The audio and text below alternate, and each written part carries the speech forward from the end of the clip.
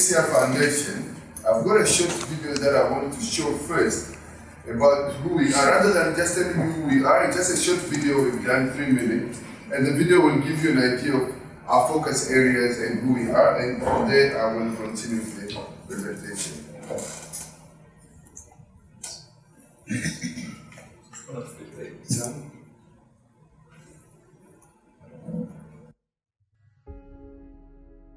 In 2024, the HCI Foundation continues its mission to spark human potential and empower communities across South Africa. As the corporate social investment wing of Hoskin Consolidated Investments, our focus spans education, youth and skills development, and environment.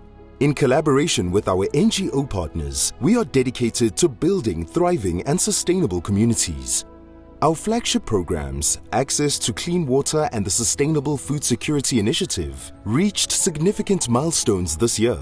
We celebrated 3 years of transformative impact, providing essential access to resources and knowledge to our communities. In the realm of water access, 8 villages now enjoy potable water through the installation of 141 communal taps, benefiting over 30,000 people. Additionally, 4 schools and 1 clinic have gained access to running water, supported by 49 kilometers of newly installed pipeline. Innovative technologies like solar-powered boreholes and remote monitoring systems enhance these water systems. During the project, 80 community members, predominantly young women, were trained and employed. 8 maintenance committees have been established, ensuring community involvement and sustainability. Access to clean water not only improves health, but also empowers women and children, reducing their daily burdens and enabling them to pursue education and economic activities.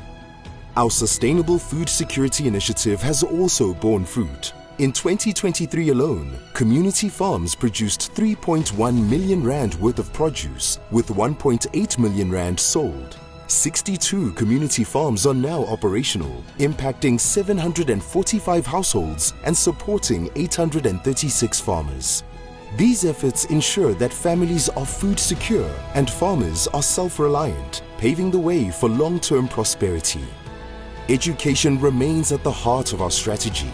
From early childhood development to tertiary education, we strive to provide quality learning opportunities. Our Excellence in Early Childhood Development initiative spans all 9 provinces, impacting over 25,000 children through 385 ECD centers and playgroups. We support and train 912 dedicated ECD teachers, ensuring they are equipped to provide transformative, play-based early learning experiences.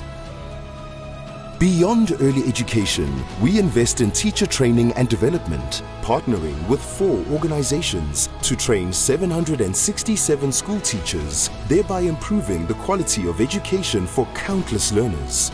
Since 2006, we have granted over 13,704 bursaries to underprivileged students studying at public tertiary institutions in South Africa, many of whom are now making significant contributions to the country's development. The HCI Foundation envisions a South Africa where young people are inspired and empowered to create thriving, sustainable communities. By fostering education, ensuring food security, and providing access to clean water, we are building a future where everyone can flourish. The HCI Foundation, working towards a South Africa where everyone thrives.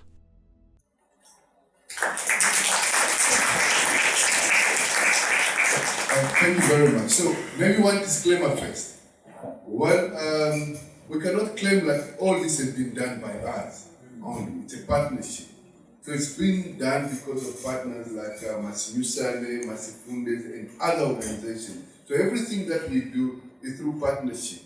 And therefore, when we speak about this, of course it will look like, okay, HCI Foundation is great. No, but it's because of the sector, partners that we work with. So we don't see organization as really we don't see ourselves as donor. We see ourselves as partner. We work with partner with organizations so that together we can achieve something. Another disclaimer perhaps to say, well, this is not a marketing tool, and we do not do call for applications because we know we are challenged because of limited resources that we've got. So this is more or less to tell you what we're doing And perhaps as I speak, I will tell you the processes if you want to engage with the foundation to apply for a grant. So we've spoken about this.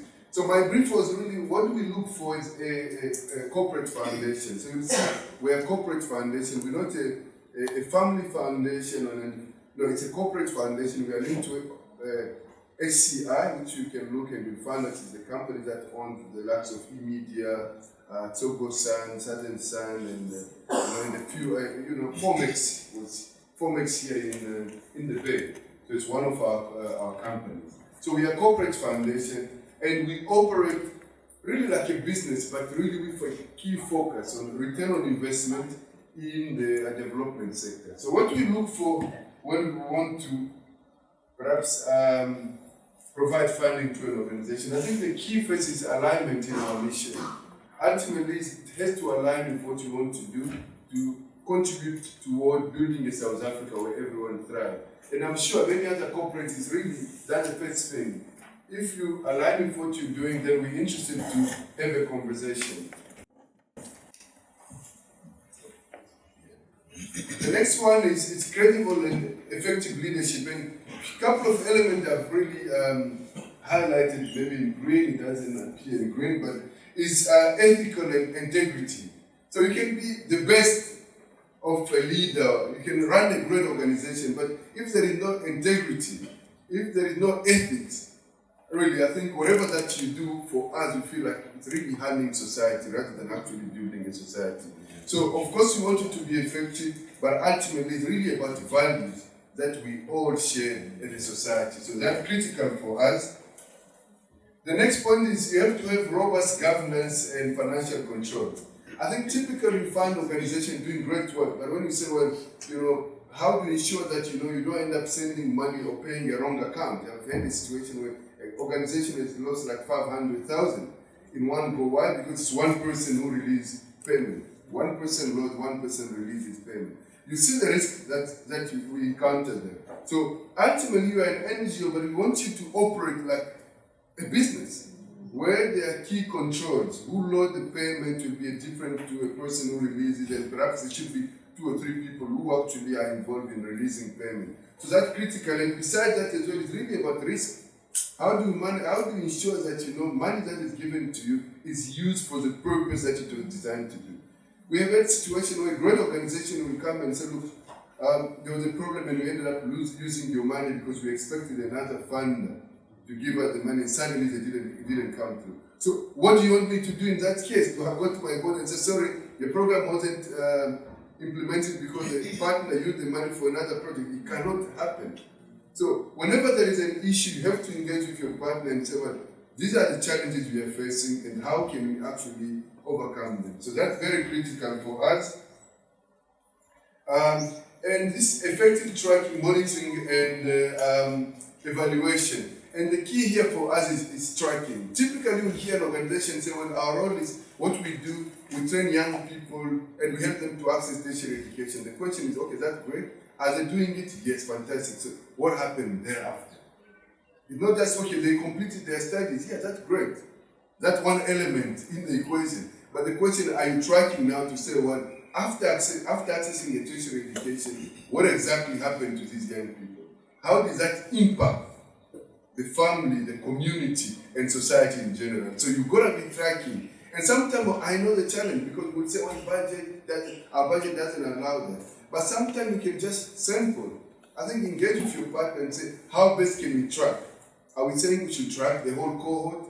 Are we saying we can, in 3 years, maybe we should do one tracking report and be able to report to you how our students are doing, how our beneficiaries are doing after exiting our program. So tracking is key. Otherwise, the question will be, so what? So we're doing so what? Ultimately, we want to build a South Africa where everyone thrives. And accessing a program doesn't necessarily translate into thriving. So it's really what happened after accessing the program that is really critical here. Then we talk about strong leadership and management capacity, because sometimes it's a one-man show, a one-woman show. And then you say, well, next time if you're not there, if something happened, or people change, and you might realize this was my passion, but in a few years later you realize I'd love to do something else. So what will happen to the organization? So it has to be an institution where you've got capable leaders that you know, even if I'm not there, this will continue to work. Imagine if you had, well, I'll give one example, and here I'm not promoting any company, but imagine if you've got a retail store and you, the owner, must be there every day for it to operate. It's not sustainable. You've got to be able to build system and say, you know what, even if I'm not there, I know the people who are there will make the right decision, will be able to report, and my role will be oversight. So building capacity within an organization is critical. And here I'll speak about transparency in reporting and communication. And typically sometimes we don't see that. We want to report good stuff, you know. Oh, our learners are doing great. But what happened when, you know, a cohort of learners actually didn't perform? We keep quiet, we say, well, we cannot tell the founder that. For me, I think when the relationship is genuine and transparent, it builds trust, and therefore one can continue to invest. Because, like in any corporate, the work that you do is also, it's got also risks. And it doesn't mean like everything that you will do will succeed. There will be times when there are shortcomings. But the good thing is that you have to inform your partner when good things are happening and when bad things are happening. I prefer to hear an organization that say that give me a call and say, look, this year things have been bad. We've lost this funder, or this did not happen, we tried this, it didn't work. What do you think? What should we do? It doesn't mean like you're failed. It means like we're really just trying to learn through the process, through the challenges that we are going through. Remember, we are partners. And if we are partners, we have to walk this journey together. If you feel like we should just hear good things, and if, you know, typically I'm taking my attitude. When I hear good things, I start really doubting, does it mean like your life is perfect? And it's the same thing when I go to my board and I say, wow, things are great. And this is, you know, they will hang on. I'm telling them nothing is going wrong. So even for your fund, the board, even if when things are going great, I have to understand what are the limitations, what are the risks. And I have to go back and say, look, even if we're doing great, these are the risks that we will encounter. These are the risks that actually can make us fail. Or this happened, we tried this and it didn't work. It's part of learning, it's part of growing, it's part of being transparent. And for me, it's key. When I hear just a good story every day, all the time, I become skeptical. Not because I don't believe you, but because I feel like you're not telling me the whole truth. So tell your partner, and if you get a partner who just wants good, good feel story, then it's not a great partner. Because we have to understand in life, as in business, there are challenging moments and we have to share them together. So Jim told me, and this was a difficult one, Jonas, actually, to say, well, I have to share my knowledge in successful fundraising. I mean, there is no formula in fundraising. But I think for me, key and the important key is relationship. And it has to be genuine. And if it's genuine, I think you will see, right, really like this person is not here. This is not transactional. You're not here just to make a little bit of money and then you can move to the next party. But here is really we want to build together because we are sharing this common vision. We want to build a South Africa where everyone thrives. And I'll give you a couple of examples of genuine relationships. Maybe let me go first to another element and share your unique impact and things that really make you different. That when you look at we share goals, what is impact? And we've got stories of people who will reach out to you, you're not finding them, and you'll see successes, and after that you'll work with them.